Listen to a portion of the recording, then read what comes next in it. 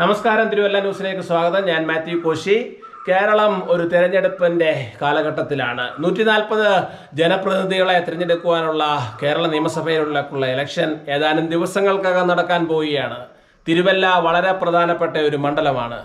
തിരുവല്ലയിൽ കഴിഞ്ഞ 20 വർഷമായി ജനപ്രതിനിധിയായി നിയമസഭയിൽ സുത്യർഹമായി പ്രവർത്തിക്കുന്ന അഡ്വക്കേറ്റ് മാത്യു ടി തോമസ് സാറിൻ്റെ ഭവനത്തിലാണ് നമ്മൾ എത്തിയിരിക്കുന്നത്. സാറേ, നമസ്കാരം. നമസ്കാരം. നമസ്കാരം. തിരുവല്ലയിൽ കോട്ട കാക്കുമോ? മോതിരത്തെ തിരുവല്ലക്കാർ സ്വീകരിക്കുമോ? ഈ കോട്ട എന്ന സങ്കല്പം തന്നെ തെറ്റാണ്. ഞങ്ങളുടെ ഒരു പ്രവർത്തന മേഖലയാണ്. നിരവധി പ്രശ്നങ്ങൾ, ആവശ്യങ്ങൾ, സാധ്യതകൾ, അവിടെ ജനങ്ങളോടൊപ്പം നിൽക്കുക എന്നുള്ളതാണ് കഴിഞ്ഞ നാളുകളിൽ സ്വീകരിച്ച നിലപാട്. ആ നിലപാടിനെ തിരുവല്ലയിലെ ജനങ്ങൾ അംഗീകരിക്കുമെന്നതിനാണ് വിശ്വാസം. ചിഹ്നത്തിലൊരു മാറ്റമുണ്ടല്ലോ, മോതിരം ചിഹ്നം. അതിൻ്റെ സാങ്കത്യം, രാഷ്ട്രീയമായ സാങ്കത്യം ഒന്ന് വിശദീകരിക്കാമോ? ഞങ്ങൾ നേരത്തെ പ്രവർത്തിച്ചിരുന്ന പാർട്ടി BJPയോടൊപ്പം പോയി. NDA മുന്നണി ഭാഗമായി കേന്ദ്രമന്ത്രിസഭയിൽ പങ്കാളികളായി.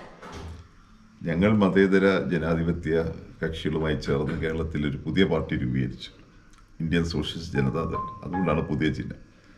അപ്പോൾ നിലപാടുകൾ മാറാതിരുന്നു എന്നുള്ളത് കൊണ്ടാണ് ചിഹ്നം മാറിയത്. ചിഹ്നം മാറേണ്ടി വന്നത് നിലപാടിൽ ഉറച്ചു നിൽക്കുന്നതുകൊണ്ട്. അധികാരത്തിന് വേണ്ടി കടിച്ചു തൂങ്ങാതെ നിലപാടുകളുടെ ഒരു ശക്തിയാണ് അദ്ദേഹം പറയുന്നത്. ലെഫ്റ്റ് ഈസ് റൈറ്റ് എന്നാണ് പറയുന്നത്. ഇടതുപക്ഷം ശരിപക്ഷം. അത് കേരള കോൺഗ്രസിലും ഒരു ദേശീയ തലത്തിലും ഇടതുപക്ഷത്തിന്റെ ഇന്നത്തെ കാലത്തെ പ്രസക്തി ഒന്ന് പറയാമോ? കേരളത്തില് രാജ്യത്തെ മറ്റ് സംസ്ഥാനങ്ങളുമായി താരതമ്യപ്പെടുത്തുമ്പോൾ എല്ലാ മേഖലകളും മുന്നിൽ പോകാൻ കഴിഞ്ഞൊരു സംസ്ഥാനമാണ്. വിദ്യാഭ്യാസ മേഖലയിൽ, ആരോഗ്യ മേഖലയിൽ അടക്കം. ഇപ്പോൾ ക്രമസമാധാന നിലയിൽ കൈവരിക്കുന്ന കാര്യത്തിൽ, വർഗീയ ലഹളയില്ലാത്ത കാര്യത്തിൽ ഈ ഒരു നേട്ടം കൈവരിക്കാൻ കഴിഞ്ഞത് കേരളത്തിലെ ഇടതുപക്ഷ കക്ഷികളുടെ സാന്നിധ്യവും അവയുടെ പ്രാബല്യവും കൊണ്ടാണ്. കഴിഞ്ഞ നാൾ ഗവൺമെൻറ്റുകൾ വന്ന സമയത്തൊക്കെ ദീർഘവീക്ഷണത്തോടുകൂടി പദ്ധതികൾ ആരംഭിച്ചു.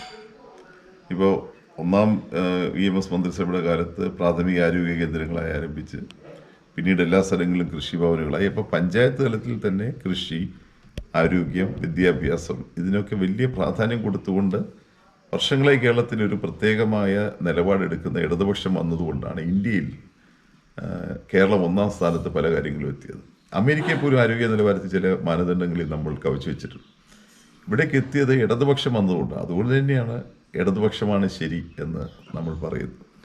തിരുവല്ലയിലെ ഈ തെരഞ്ഞെടുപ്പിൽ ഇപ്പോൾ ചില വിഷയങ്ങളാണ് പറയുകയാണെങ്കിൽ bypass, stadium, KSRTC bus station, Mallappally road, ഇങ്ങനെ ഒത്തിരി ആരോപണങ്ങൾ താങ്കൾക്കെതിരെ വരുന്നുണ്ട്. 20 വർഷമായി നിൽക്കുന്ന ഒരു MLA ആണ്, ഇതുവരെ ഒരു കൊട്ട മണ്ണ് പോലും ചുമന്നില്ല എന്നൊക്കെ എക്സ്ട്രീം അലിഗേഷൻസ് ആണ് വരുന്നത്. ഇതിനെപ്പറ്റി വളരെ വ്യക്തമായി ഈ കാലങ്ങളിൽ വിശദീകരണം നൽകിയിട്ടുണ്ട്. പക്ഷേ ഈ വിശദീകരണം അല്പം വൈകിയോ എന്നൊരു സംശയം. താങ്കൾ ഇതിനെ എങ്ങനെ കാണുന്നു? ഇല്ല, ജനങ്ങളോട് അതാത് സമയത്ത് ഞാൻ സംവേദിച്ചുകൊണ്ടിരുന്നു. ഇപ്പം തെരഞ്ഞെടുപ്പ് സമയത്ത് ആരോപണമായി ഉന്നയിച്ച് വോട്ട് മാറ്റാൻ വേണ്ടി ശ്രമിക്കുമ്പോൾ യാഥാർത്ഥ്യങ്ങൾ ജനങ്ങളുമായി പങ്കുവെക്കാൻ ശ്രമിക്കുന്നുണ്ട്. ഇപ്പോൾ ബൈപ്പാസ് പണിയണമെന്ന് പറഞ്ഞ് മർദ്ദമത്ര പോലത്തെ കൈപിടിച്ച് കൊണ്ടുവന്ന് വിളക്ക് കത്തിച്ചവർ തന്നെയാണ് ഇപ്പോൾ ബൈപ്പാസ് വേണ്ടായിരുന്നു എന്ന് പറയുന്നത്. അപ്പോൾ ആ ഒരു വൈരുദ്ധ്യം അവിടെ നിൽക്കുകയാണ്. തിരുവല്ല മല്ലപ്പള്ളി റോഡിന് തടസ്സം നിന്നവർ തന്നെയാണ് എന്താ പണിയാത്തതെന്ന് ചോദിക്കുന്നത്. തിരുവല്ല മല്ലപ്പള്ളി റോഡിൻ്റെ സർവേ എല്ലാം പൂർത്തീകരിച്ചു, സ്ഥലം ഏറ്റെടുക്കൽ നടപടിയായി. ഇപ്പോൾ 2 വശങ്ങളിലുമായിട്ട് വരുമ്പോൾ ഏതാണ്ട് 50-ലധികം കിലോമീറ്റർ ദൂരം, 7 വില്ലേജുകൾ, 2 വില്ലേജുകൾ കോട്ടയം ജില്ലയിലാണ്. ഓരോ 10,000-ലധികം ആളുകളുടെ വസ്തുക്കൾ എടുക്കണം. ഓരോ വസ്തുവിനും സമാനമായ 3 ആധാരങ്ങൾ കഴിഞ്ഞ 3 വർഷത്തിനുള്ളിൽ നടന്ന് കണ്ടെത്തി വില നിശ്ചയിക്കണം. ആ വില നിശ്ചയിക്കുന്ന ഘട്ടത്തിൽ എത്തിയിട്ടുണ്ട്. ഭൂമി ഏറ്റെടുക്കാൻ കഴിഞ്ഞാൽ അത് പണിയാൻ കഴിയും. എന്നാൽ അതേസമയം തന്നെ ഇത് വൈകുന്നത് കൊണ്ട് 40 മില്ലിമീറ്റർ കനത്തിൽ MS സ്റ്റാറിങ് ചെയ്യാനുള്ള ഭരണാനുമതി കിട്ടി. അത് ടെൻഡർ സ്റ്റേജിലാണ്. തിരുവല്ലക്കാർക്കറിയാവുന്ന മാത്യു ടി തോമസ് എന്ന് പറയുന്നത് വിമർശനങ്ങളെ പുഞ്ചിരിയോടെ നേരിടുന്ന ഒരു MLA ആണ്. എന്നാൽ കഴിഞ്ഞ ദിവസം താങ്കളുടെ സോഷ്യൽ മീഡിയയിലെ ഒരു പോസ്റ്റിൻ്റെ ആദ്യത്തെ ലൈൻ ഇങ്ങനെയാണ്, താങ്കൾ തന്നെ ചെയ്തതാണ്: തിരുവല്ലയിൽ ലൈബ്രറി ഇല്ല എന്നിപ്പോൾ ഒരാൾക്ക് ഒരു ഉൾവിളി.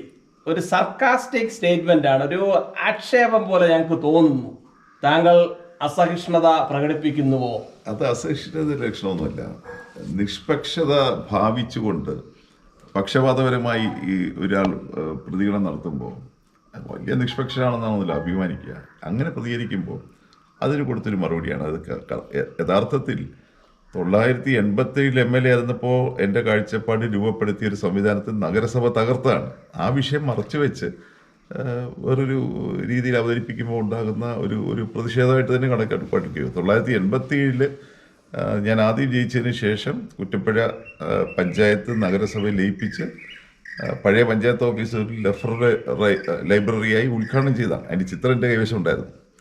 അന്നത്തെ മുൻ MLA PC തോമസ് ദീർഘനാളുകളിലൂടെ നഗരസഭ ചെയർമാനായിരുന്ന ഡോക്ടർ ജോർജ് ഉരുള അടക്കമുള്ള ആളുകൾ പങ്കെടുത്തൊരു ചടങ്ങാണ്. അങ്ങനെ മുനിസിപ്പാലിറ്റിക്ക് കൈമാറി കൊടുത്ത ലൈബ്രറി അത് ഇന്നില്ല. അപ്പോൾ അതിൻ്റെ ആക്ഷേപം എൻ്റെ തലയിൽ വെച്ച് തന്നു കഴിഞ്ഞാൽ എന്നോട് പ്രതികരിക്കാതിരിക്കാൻ കഴിയില്ല. നഗരസഭയുടെ നിസ്സംഗതയാണ് ഇവിടുത്തെ സ്റ്റേഡിയം നഗരസഭയുടേതാണ്. നഗരസഭയ്ക്ക് കൈമാറിയതിന് ശേഷം സ്റ്റേഡിയം കമ്മിറ്റി കഴിഞ്ഞ് 35 വർഷമായി. ഞാനൊരു 10-15 പ്രാവശ്യം ആവശ്യപ്പെട്ടിട്ടുണ്ട്. 35 വർഷമായി സ്റ്റേഡിയം കമ്മിറ്റി കൂടിയിട്ട് പോലില്ല. താങ്കൾ കഴിഞ്ഞ 20 വർഷം അടുപ്പിച്ച് MLA ആയി. അതിൽ 3-4 വർഷം മന്ത്രിയായിരുന്നു. അതിനും മുമ്പ് MLA 1987 താങ്കൾ ആദ്യമായി MLA ആകുന്നത്, ഒരു ചെറുപ്പക്കാരനായിട്ട്. അതിൻ്റെ ഫോട്ടോയൊക്കെ ഞങ്ങൾ കണ്ടു. ഇനിയുള്ള 5 വർഷം തിരുവല്ലയിൽ താങ്കളുടെ സ്വപ്ന പദ്ധതി എന്താണ്? 1-2 സ്വപ്ന പദ്ധതികൾ പറയാം. നിരവധിയായ പദ്ധതി ഇപ്പോൾ തുടങ്ങി വെച്ച പദ്ധതികൾ പൂർത്തീകരിക്കണം. പശ്ചാത്തല സൗകര്യങ്ങൾ ഏറ്റവും ബാക്കി നിൽക്കുന്നത് തിരുവല്ല മല്ലപ്പള്ളി ചേലക്കുമ്പ് റോഡാണ്. അത് പൂർത്തീകരിച്ച് ആധുനിക നിലവാരത്തിൽ വീതിയുള്ള റോഡാക്കി മാറ്റിയെടുക്കാൻ കഴിയണം. എന്നാൽ അതേസമയം തന്നെ ഇപ്പം ഈ കഴിഞ്ഞ തുടർച്ചയായി പോലെ 2006 ജനിച്ചിട്ടില്ലാത്ത ആളുകൾക്ക് ഇന്നിവിടെ വോട്ടുണ്ട്. അപ്പോൾ ആ യുവതലമുറയുടെ താല്പര്യങ്ങൾ, അവരുടെ വാസനകൾ തിരിച്ചറിഞ്ഞുകൊണ്ട് പുതിയ പദ്ധതികൾ ആവിഷ്കരിക്കണം. ഏറ്റവും ആവശ്യം ഇന്ന് നമുക്കൊരു IT പാർക്കാണ്. നേരത്തെ ഞാൻ അതിനൊരു ശ്രമം നടത്തിയിരുന്നു 2006.